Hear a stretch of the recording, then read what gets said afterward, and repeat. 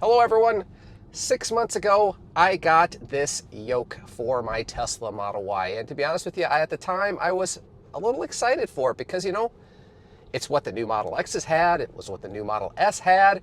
It was something right out of my youth from, Knight Rider, and had that coolness factor. So, when given the opportunity to install a yoke on my Y, I gave it a shot. And I even put out a video on it and my initial impressions. But it's been 6 months, and my initial impressions have changed. And you know what?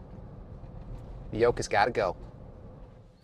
So as I said, I'm getting rid of the yoke, and let me tell you why, because the list is actually quite long. Now, when I first got this yoke, I thought it was pretty cool looking. And to be honest with you, the coolness factor wore off pretty darn quickly.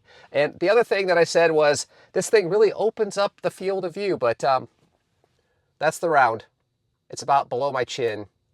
Kind of difficult to see here on camera, but come on, there's nothing for me to look at. The field of view is just as open. Now, if you had an X or an S that had a console directly in front of me, yeah, there might be some utility to having a yoke, but for a Y and a 3, it just doesn't make any sense.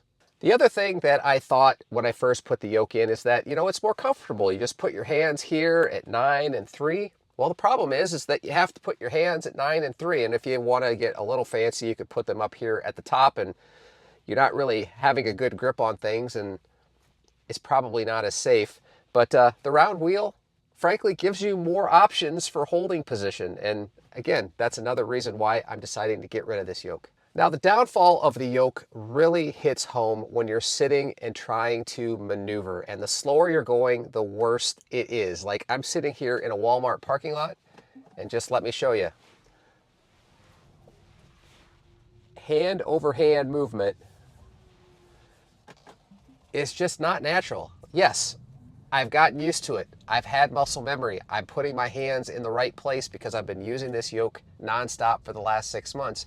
But come on, why do I have to get used to it? With the wheel, it's always in the same place every single time. And at all times, I can have full contact with the wheel. In my opinion, round wheel is safer.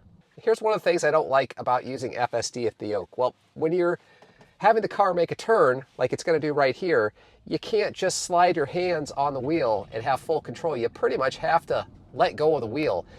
And to me, that's a safety concern. Now, overall, one of my biggest concerns about using the yoke is just frankly overall safety, especially when using FSD.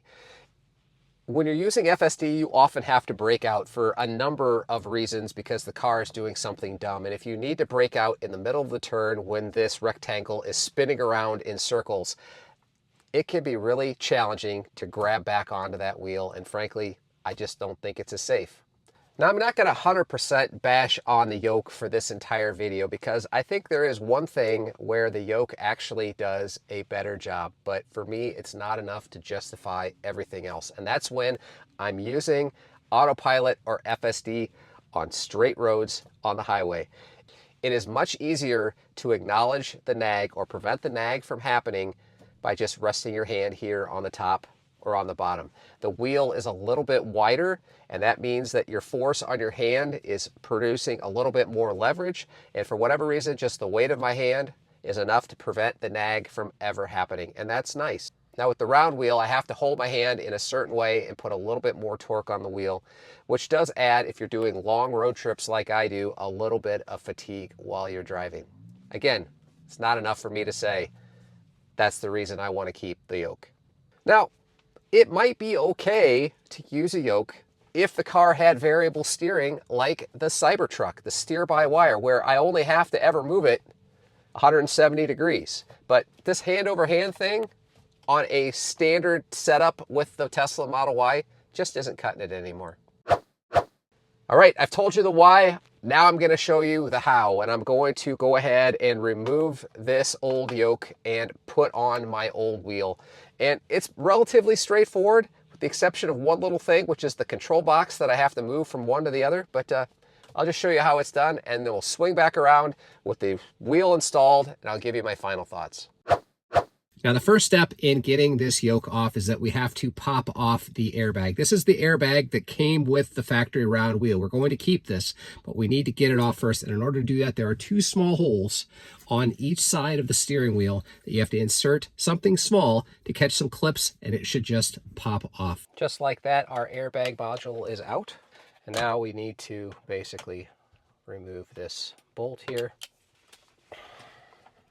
Last time I had to do this from outside the car, and I'll probably have to do it from outside the car again.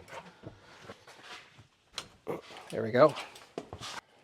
This is our center bolt. There we go. The yoke is off.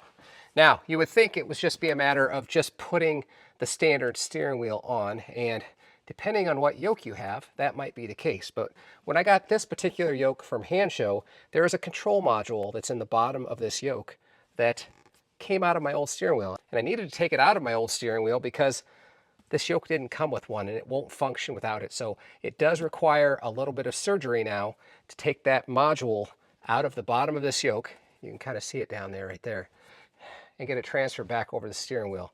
And we can't move forward unless we do that first. Okay, with a little moving magic, I got the control board moved over to my original factory steering wheel. That's just a matter of lining up the spline, pushing it on, and then we'll get to the next step, which is connecting those cables. Let's go ahead and use our torque wrench and get this put on with 58 foot-pounds of torque. Now the last step of the process is just simply plug in your airbag and snap it on. And the horn will sound when you snap it on. It's inevitable. All right, round wheel's back on. Well, my 6-month journey has come to the end with this yoke. This yoke is no more, and that's no yoke. Sorry. Tell me what you think. Do you agree with me? Do you disagree with me? Did I make the right call? Well, time will tell. Hope you enjoyed this video. If you did, I'd appreciate you tapping that like button. And if you're new to the channel, subscriptions are always welcome. And finally, if you're looking to pick up a Tesla of your own, make sure you don't miss out on those referral credits and use a referral link. Any referral link will do, but if you want to use mine, that would be great. And there's a link in the description below. I thank you so very much for watching this video, and we'll catch you on the next one.